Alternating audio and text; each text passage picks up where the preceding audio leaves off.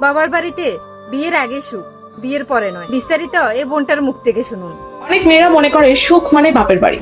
অনেক মেয়েরা আছে স্বামীর অবাধ্য হয়েও বাবার বাড়ি গিয়ে অনেকদিন থাকে, স্বামীর সাথে তর্ক করে বাবা মার কাছে গিয়ে থাকে, মানে বাচ্চা কাচ্চার স্কুল ছুটি হয়ে গেলেই বাপের বাড়ি দৌড় দেয়।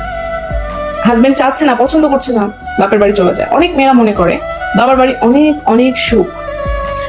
কিন্তু একটি ডিভোর্সি মেয়ের কাছে গিয়ে কিছুক্ষণ জিজ্ঞেস করবেন বাবার বাড়ি কেমন সুখ, খুব ভালো অ্যান্সার দিয়ে দিবেন। বাবার বাড়ির চেয়ে জাহান্নাম আর বড় জাহান্নাম পৃথিবীতে নাই।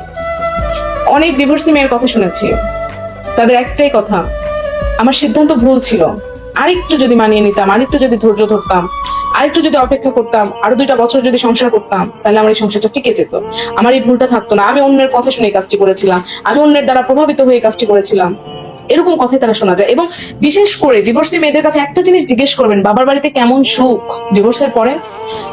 একটা কথা বলি, প্রাপ্তবয়স্ক মেয়েদের সুখ স্বামীর বাড়িতেই, প্রাপ্তবয়স্ক ছেলেদের সুখ তাদের চাকরিতে, এর কোনো বিকল্প নাই। কারণ একটা চাকরিজীবী ছেলে যখন বেকার হয়ে আবার বাবা মার ঘাড়ে পড়ে, তখন বাবা মা তাকে আর ভালোবাসে না, কারণ এতদিন তার টাকা পয়সা দেখে ফেলেছে, এখন ওই শূন্য ছেলেকে দেখতে ভালো লাগে না।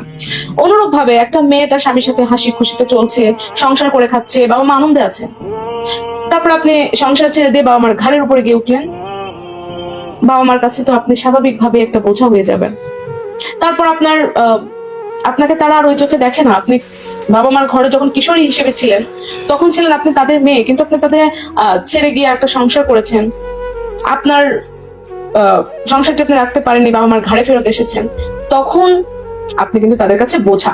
এই জন্য আমি মেয়েদেরকে একটা কথাই বলবো, আপনারা স্বামীর ঘর ছেড়ে যান, সমস্যা নেই, আমার কি, আপনি যাবেন, আমার কোনো সমস্যা, কিন্তু তারপর এতগুলো কথা কেন বলছি, আপনি যাওয়ার আগে ভাবেন। একটা কথা আছে না, ভাবিয়া করিও কাজ, করিয়া ভাবিও না। আপনি কারোর পর কথা শুনে স্বামীকে ছেড়ে দিলেন, ডিভোর্স দিয়ে চলে গেলেন, আপনি আপনার সংসার থেকে চলে গেলেন বাবা মার ঘাড়ে। বাবা মা ভাই বোনরা ডিভোর্স হওয়ার পরে যখন আপনাকে খোঁটা দিবে, আপনি জীবনেও সহ্য করতে পারবেন না ভাই, এটা হয় না। আপনার তখন কলেজা ছিঁড়ে যাবে, তখন মনে হবে আরে স্বামী যাই করতো, দিন শেষে খাবার তো এনে দিত। আর আপনার বাবার বাড়ি তখন আপনাকে নিজেকে মেহমান মনে হবে, তখন তারা কথা বলার পরে যতই আপনার খাবার সামনে দেখি, খাবারটার গলা দিয়ে নামে না ভাই। এই জন্য আমি মেয়েদেরকে বারবার বলবো, আপনারা ধৈর্যশীল হন, আপনারা ডিভোর্সের ব্যাপারে অন্তত কারোর সাথে আপনার বিবেককে কাজে লাগান, কি আপনাকে কোন বুদ্ধি দিচ্ছে সেটাকে বোঝার চেষ্টা করেন। এবং একটা কথা খুব ভালো করে মনে রাখেন, জীবন মানেই সব দুঃখের এপিটোপিট। আপনার জীবনে, সাংসারিক জীবনে অনেক কষ্ট আসবে, কিন্তু তার পেছনে সুখ থাকবে। একটা মানুষ আপনাকে প্রতিদিন বকা দেয়, আপনি কিচ্ছু বলেন না, 7 দিন 10 দিন পর ওই মানুষটার একদিন বুঝ হবে, এতগুলা বকা দিলাম কিচ্ছু হলো না, তার বকা দিয়ে লাভ কি, ও বেচারা সাধারণ মানুষ, থাক কিছু না বলি। ঠিক অনুরূপ ভাবে আপনি ধৈর্য ধরবেন, ধৈর্য ধরবেন, ধৈর্য ধরবেন, একদিন আল্লাহ পাকের পক্ষ থেকে ওই মানুষটার মধ্যে একটা বুঝ আসবে। আপনাকে প্রতিনিয়ত আপনার ধৈর্যশীলতা এমন পর্যায়ে আপনি নিয়ে যাবেন যেন সে দেখে তার অপরাধ বোধটা জেগে ওঠে। আর অন্যের কথায় পরিচিত হয়ে কখনো নিজের সংসার ছেড়ে বাপের বাড়ি যাবেন না। বাপের বাড়ি তো সুখ না।